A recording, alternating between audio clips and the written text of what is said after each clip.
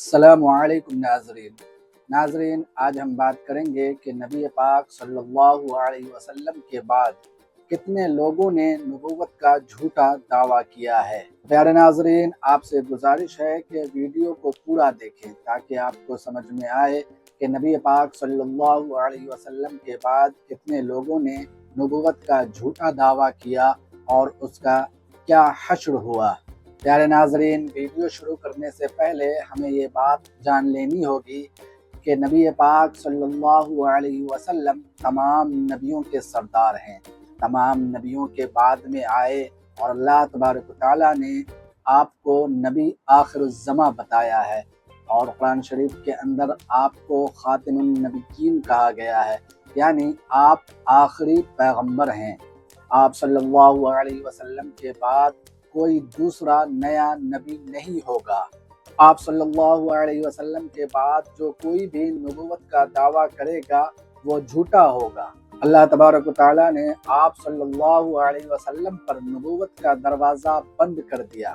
تو جس نے نبی پاک صلی اللہ علیہ وسلم کے بعد نبوت کا دعویٰ کیا، اس میں سے سب سے پہلا نام آتا ہے مسلمہ کذاب کا۔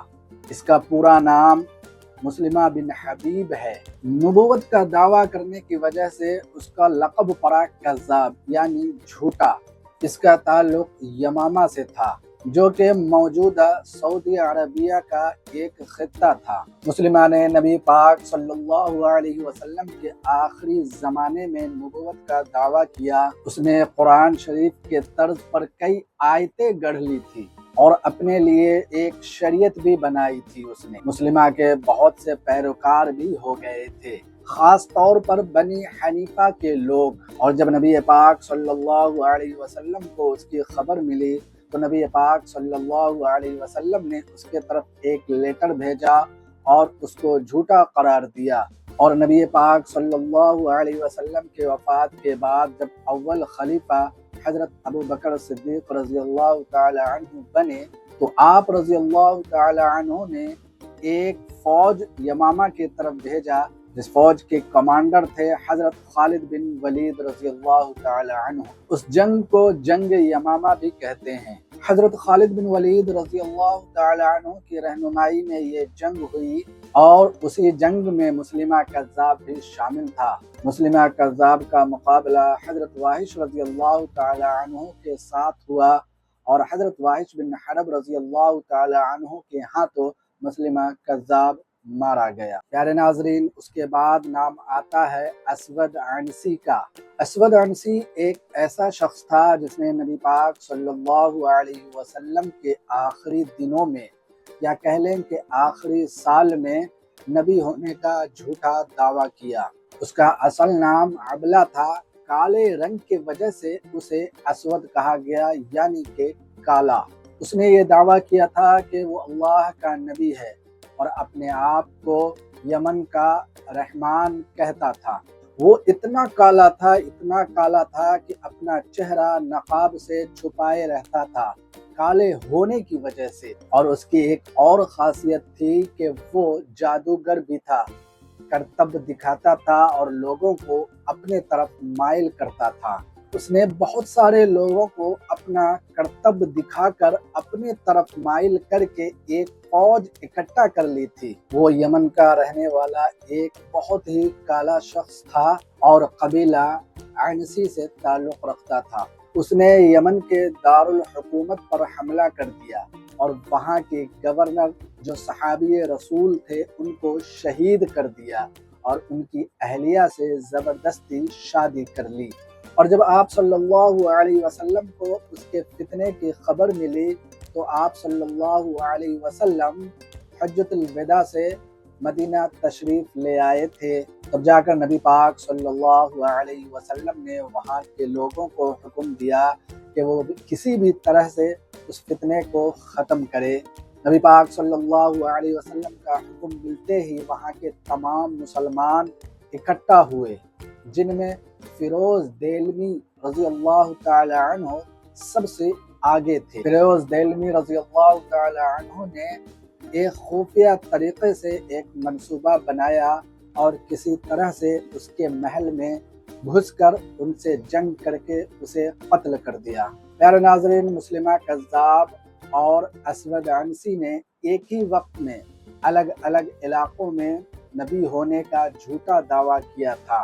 اسود عنسی نبی پاک صلی اللہ علیہ وسلم کی وفات سے ایک دن یا 2 دن پہلے مارا گیا، اور مسلمہ کذاب حضرت ابوبکر صدیق رضی اللہ تعالی عنہ کے زمانے میں حضرت خالد بن ولید رضی اللہ تعالی عنہ کے رہنمائی میں جو جنگ یمامہ ہوئی اس میں مارا گیا، جیسے کہ میں پہلے بھی بتا چکا ہوں۔ پیارے دوستو، اس کے بعد نام آتا ہے سجا بنت حارث کا۔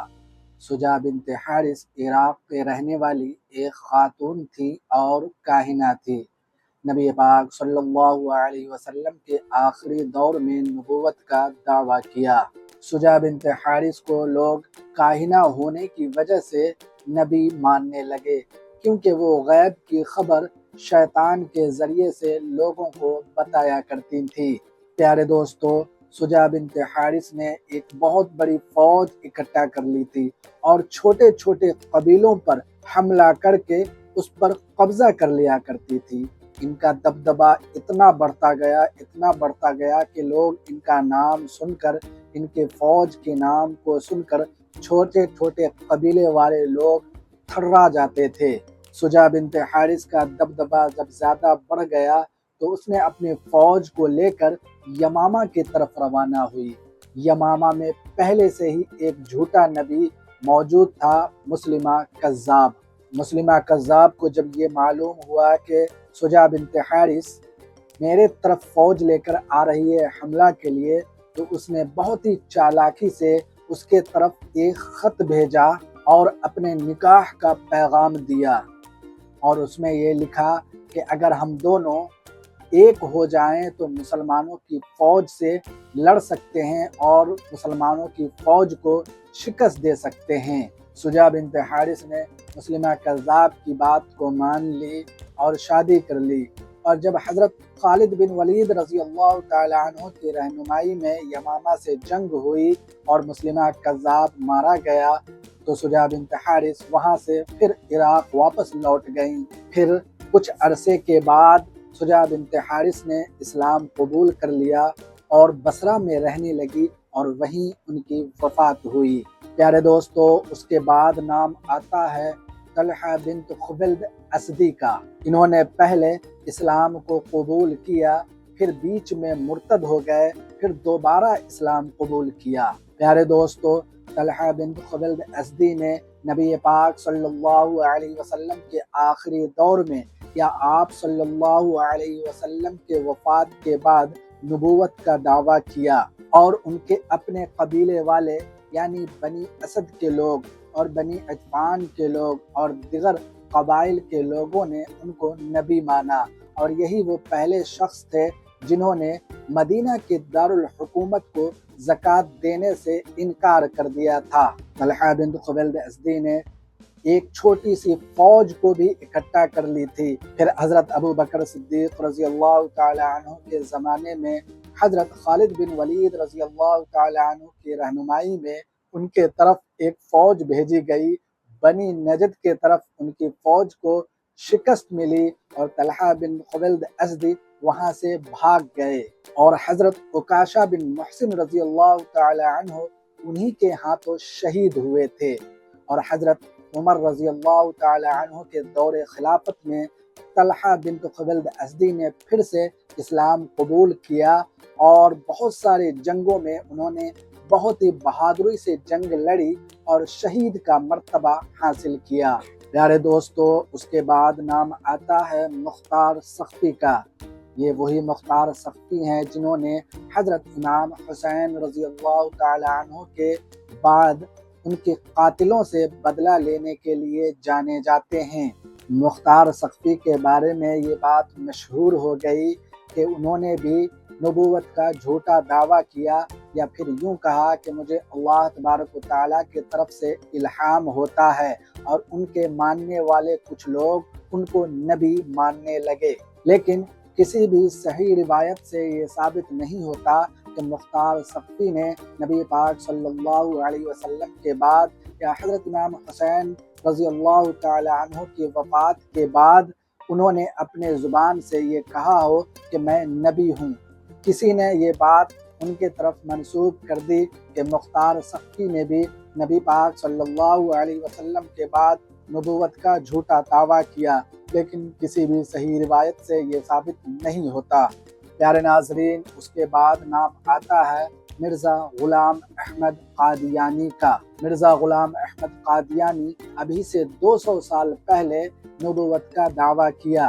مرزا غلام احمد قادیانی 1835 میں موجودہ ہندوستان میں پیدا ہوا اور 1905 یا 1906 میں موجودہ پاکستان میں مرا۔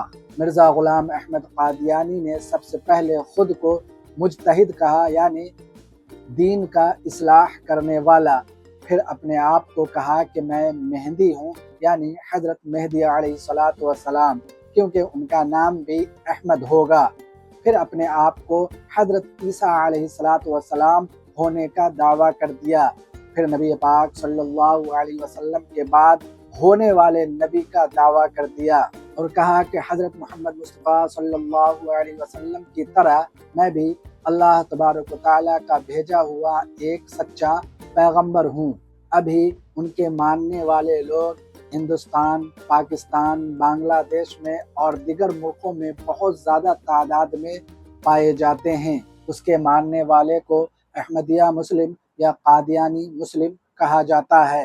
اہل سنت والجماعت کا یہ عقیدہ ہے کہ وہ اسلام سے خارج ہے اور اس کے ماننے والے تمام لوگ اسلام سے خارج ہے۔ اس سے اور اسلام سے کوئی لینا دینا اس کا نہیں ہے، اور یہ بات بھی مانی جاتی ہے کہ اسے ہیضہ کا بیماری لگ گیا تھا جس میں اس کی موت ہوئی۔